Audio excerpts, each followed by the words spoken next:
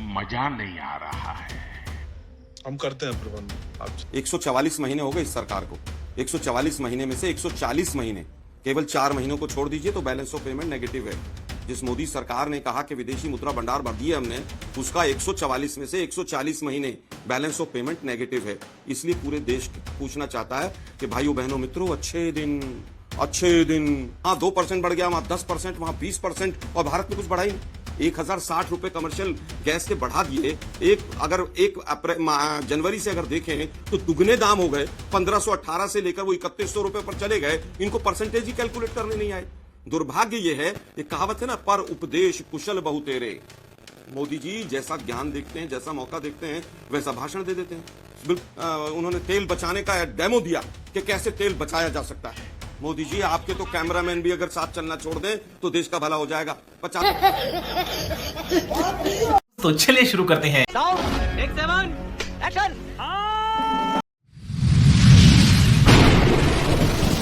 नमस्कार दोस्तों, स्वागत है आप सभी का मेरे आज के इस नई वीडियो में। दोस्तों, देश में पेट्रोल और डीजल और एलपीजी के लिए हाहाकार मच रहा है और बीजेपी की जो बतौलेबाजी की राजनीति है ये कम होने का नाम नहीं ले रही है। एक तरफ मोदी जी देश से अपील कर रहे हैं कि लोग सोना ना खरीदें, कार और डीजल में पेट्रोलों को कम भराएं और ज़्यादा से ज़्यादा रेल का यूज़ करें, और वहीं दूसरी तरफ भाषण देने के बाद मोदी जी अपने 10-10 गाड़ियों के साथ हवाई जहाज़ का शो देखने चले जाते हैं और लोगों को ये दिखाने की कोशिश करते हैं कि कैसे पेट्रोल और डीजल की बचत की जाती है। दोस्तों, जो बीजेपी ये दावा करती है कि, और जो बीजेपी देश को ये संदेश दे रही है कि अभी देश में तेल संकट है, वो खुद तेल को नहीं बचा रही है, उल्टा झूठा दिखावा कर लोगों को गुमराह कर रही है। तो दोस्तों, इसी बात का खंडन किया है आलोक शर्मा ने, और आलोक शर्मा ने मोदी जी को ऊपर से लेकर नीचे तक धो डाला है और उनकी जो राजनीति है झूठ बोलने की, उसको एक्सपोज कर दिया है। तो दोस्तों, आप ये वीडियो पूरा देखिएगा और अगर आप मेरे चैनल पर नए हैं तो उसे सब्सक्राइब करना मत भूलिएगा।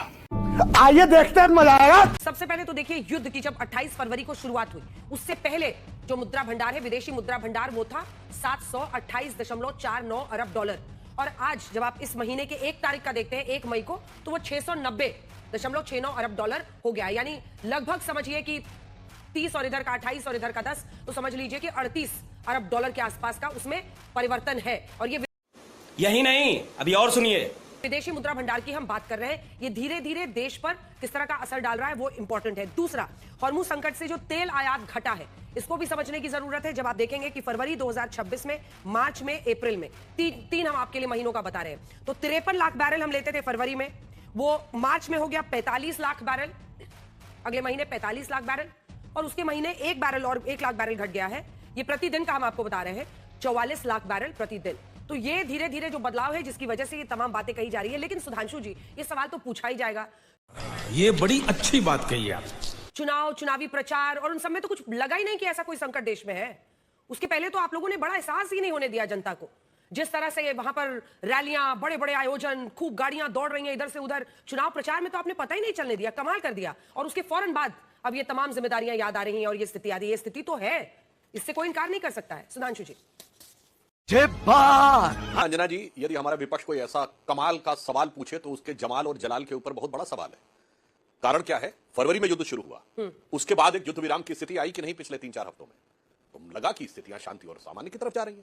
अब ये बताइए, पुनः युद्ध की तरफ स्थिति बढ़ रही है कि नहीं? बोलिए हाँ या ना। यदि कोई भी आपके लाखों दर्शकों में से कहे, और इस बार जो परिस्थिति है, जो थोड़ा बहुत भी समझ रखता है अंतरराष्ट्रीय कूटनीति या परिस्थिति की, अब अगर इस बार युद्ध हुआ तो वो बहुत भयानक और निर्णायक परिस्थिति की तरफ बढ़ सकता है। तो ये कुछ वैसा है जैसे सुनामी या तूफान आने से समय सरकार एक सावधानी बरतने की हिदायत देती है कि ऐसी ऐसी संभावना है तो घर से कम निकलें, आवश्यकता होने पर ही निकलें। इसका मतलब ये नहीं कि आपकी स्वतंत्रता को बाधित कर रही है और ये कर रही है। वो उस व्यक्ति के लिए, उस गांव के लिए, उस शहर के लिए, उस जिले के लिए और उस क्षेत्र की व्यवस्था और भविष्य को सुनिश्चित करने के लिए आवश्यक होता है। झूठ बोल रहा है। सिंपल सी बात है। अब बताइए, हमारे जो विद्वान प्रवक्ता लोग बैठे हैं, जरा मैं चैलेंज करके पूछता हूं, आज बाहर दुनिया का एक क्षेत्र बताइए जहां युद्ध ना हो रहा हो। रशिया यूक्रेन की लड़ाई 4 साल से चल रही है। यूरोप ऑलरेडी ऊर्जा संकट से जूझ रहा है। अमेरिका ईरान के साथ युद्ध में इन्वॉल्व है। इजराइल और गाजा, इजराइल लेबनान चली रहा, पूरा मिडिल ईस्ट लड़ाई में है। कंबोडिया और थाईलैंड जैसे शांतिपूर्ण देश भी लड़ाई लड़ चुके हैं। चीन के साथ ताइवान की समस्या चल रही है और ऊर्जा संकट की समस्या दुनिया के बड़े बड़े देशों में कैसी है कि अमेरिका में, मैं आपके दर्शकों से कहता हूं अभी जाके अपना नेट खोलें और देखें कैलिफोर्निया में आज की डेट में 1 लीटर पेट्रोल कितने का है? 140 रुपए का है। अमेरिका की बात कर रहा हूं। जब से युद्ध हुआ है पेट्रोल के दाम 40% से ऊपर बढ़े हैं और डीजल के 48% बढ़े, और यूरोप में मिनिमम 10% से लेकर 20% बढ़े, एशिया में 30 से लेकर 40% और अफ्रीकन कंट्रीज में 60% तक बढ़े। भारत में 1% नहीं बढ़ा है। झूठ पे झूठ, झूठ पे झूठ बोल। तो इसलिए सिर्फ एक सावधानी बरतने के लिए, एक सजगता बरतने के लिए, एक सतर्कता बरतने के लिए ये कहा गया है। और फिर मैं एक दूसरा पक्ष भी रखना चाहता हूं अंजना जी, जिनके दौरे हुकूमत में सोना गिरवी रख दिया गया, वो कह रहे हैं कि अगर सोने में मितव्ययता रखो तो बहुत बड़ी समस्या है। और मैं एक और बात कहना चाहता हूं, हमारी सरकार आने से पहले अंजना जी यही वो लोग थे लेफ्ट लिबरल इकोसिस्टम के जो कहते थे भारत की शादियों में बर्बादी होती है पैसे की। याद करिए, वो अब कहते हैं 6 लाख करोड़ की अर्थव्यवस्था है भारत की शादी, अरे वो बर्बादी होती है, फिजूल खर्ची होती है, ये नहीं करना चाहिए, वो नहीं करना चाहिए। ये वही लोग हैं जो कहते हैं इंडियन फूड हैबिट्स खराब हैं क्योंकि डीप फ्राइड होता है। नहीं, मैं एक बात और कह दूं, राहुल गांधी जी का वीडियो अवेलेबल है, उनसे पूछा गया था कि आपका सबसे अच्छा खाना क्या है, तो उन्होंने कहा आई हेट कार्ब्स, मैं तो प्रोटीन की डाइट लेना प्रेफर करता हूं। तब ये लोग कहते थे पूड़ी, कचौड़ी, समोसा और पकौड़ी ये तो बहुत अच्छी डाइट्स नहीं है। डीप फ्राइड तो यही होते हैं जिनमें ऑयल का प्रयोग होता है। यानी जब जैसा मौका मिले वैसा भारतीय समाज और भारतीय व्यवस्था के लिए समस्या पैदा करने का है।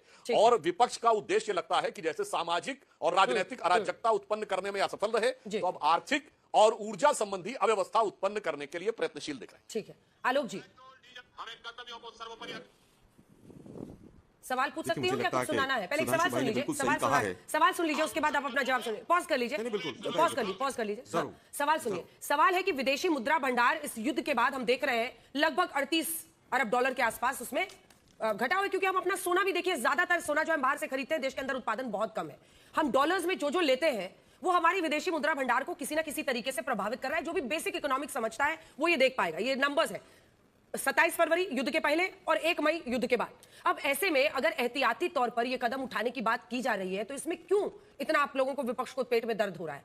अब ये दलाल अब चाहे वो सोना हो, सोना का भी वजह आप समझ ही रहे होंगे। सोने में लगभग 80-90% हम बाहर से लेते हैं, आयात करते हैं, देश के अंदर उतना उत्पादन है नहीं। ऐसे में हम जब बाहर से लेंगे तो हम उसके बदले में डॉलर्स में पेमेंट करते हैं। तो फिर इसमें क्या है, इसमें क्या प्रॉब्लम क्या है? देखिए, प्रॉब्लम्स बहुत सारी हैं और विपक्ष के पेट में दर्द नहीं है, पूरे देश के पेट में दर्द कर रखा है। केवल अरे बाप रे, ये तो धोती खोल रहा है। को दिखाई नहीं देता है। 144 महीने हो गए इस सरकार को। 144 महीने में से 140 महीने, केवल 4 महीनों को छोड़ दीजिए तो बैलेंस ऑफ पेमेंट नेगेटिव है। जिस मोदी सरकार ने कहा कि विदेशी मुद्रा भंडार भर दिया हमने, उसका 144 में से 140 महीने बैलेंस ऑफ पेमेंट नेगेटिव है। इसलिए ये बड़ी अच्छी बात कही आप। ये पूरे देश पूछना चाहता है कि भाइयों बहनों मित्रों, अच्छे दिन। दिक्कत यह है कि मोदी जी को एक पूरा ब्रह्म ज्ञान प्राप्त हुआ जब पूरा देश आर्थिक संकट में झोंक दिया। अभी तक उनको 2-2.5 महीने से, जब से 3 महीने से युद्ध चल रहा था, उनको कुछ समझ नहीं आ रहा था। राहुल गांधी जी ने जो कहा वो उनको समझ नहीं आया था, क्योंकि वो ब्रह्मज्ञानी है, वो तो इंसान है ही नहीं, वो तो परमात्मा से पता नहीं क्या क्या वो कहते रहते हैं। अभी सुधांशु भाई ने कहा कि वहां 2% बढ़ गया, वहां 10%, वहां 20%, और भारत में कुछ बढ़ा ही नहीं। 1060 रुपए कमर्शियल गैस के बढ़ा दिए। अगर 1 जनवरी से अगर देखें तो दुगने दाम हो गए। 1518 से लेकर वो 3100 रुपए पर चले गए। इनको परसेंटेज ही कैलकुलेट करने नहीं आए। मुझे क्रेडिट नहीं चाहिए। दुर्भाग्य ये है, एक कहावत है ना, पर उपदेश कुशल बहु तेरे। मोदी जी जैसा ज्ञान देखते हैं, जैसा मौका देखते हैं, वैसा भाषण दे देते हैं। बात तो सही है। बिल्कुल सुधांशु भाई ने सही कहा। आप देखिए ना, ये उनका अभी 6 बजे भाषण दिया, ये पूरे देश को उपदेश दे डाला उन्होंने। साथियों, हमें पेट्रोल डीजल का उपयोग कम करना होगा। शहरों में जहां 6 बजे उपदेश दिया और 9 बजे अपना पूरा काफिला लारा लश्कर लेकर चल दिए। और आज तो हवाई जहाज से पूरा मतलब जो है उन्होंने तेल बचाने का डेमो दिया कि कैसे तेल बचाया जा सकता है। मोदी जी, आपके तो कैमरामैन भी अगर साथ चलना छोड़ दें तो देश का भला हो जाएगा। 50-60 तो कैमरामैन साथ लेकर चलते हैं आप। खैर, दिक्कत यह है कि जिम्मेदारी से पल्ला झाड़ो, सरकार की नाकामी को छिपाओ और खामियाजा जनता भुगते। जो पूरा भाषण है वो अपनी नाकामी का सबूत है पूरी तरह से। रुपी वर्सेस डॉलर क्या पहले नहीं गिर रहा था जब हम बार बार कहते थे? क्या युद्ध के बाद ही रुपया गिरा है? आज जो हालत है, जिस दिन आपने ये भाषण दिया था, इससे पहला एक आधा घंटे का भाषण जिसमें कांग्रेस को कोसा था, उसी दिन आज स्टर्लिंग पौंड 112 रुपए पर चला गया है। आज हमारी करेंसी, आप देखिए, श्रीलंका, बांग्लादेश और यहां तक कि अफगानिस्तान जिनकी उनकी अपनी अपनी करेंसी को वो बचाने में कामयाब रहे। लेकिन हमारे यहां पर तो वित्त मंत्री ऐसी बैठी हैं, वो कह रही है कि नहीं नहीं, रुपया कमजोर नहीं हुआ है, डॉलर मजबूत हुआ है।